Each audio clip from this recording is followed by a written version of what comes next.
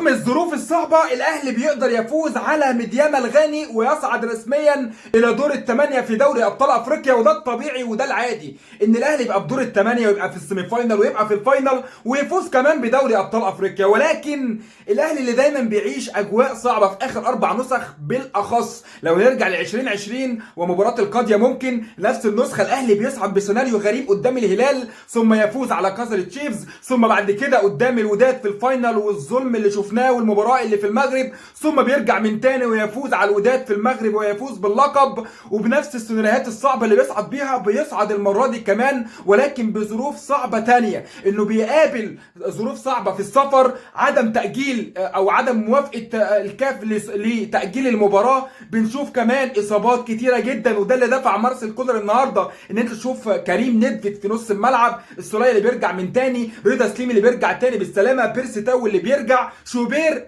والله شابوه مصطفى شوبير اللي فعلا بيقدر يكون على اجاده بشكل كبير جدا ويبقى عند ثقه جمهور الاهلي. ياسر ابراهيم رجوله اللي بيقدم اداء رائع جدا. ولكن في النهايه رغم الظروف الصعبه وبدون كلام في فنيات، لان ده هنتكلم فيه في حلقه اليوتيوب، ولكن الاهلي يتحدى الظروف الصعبه ويصعد رسميا الى دور الثمانيه.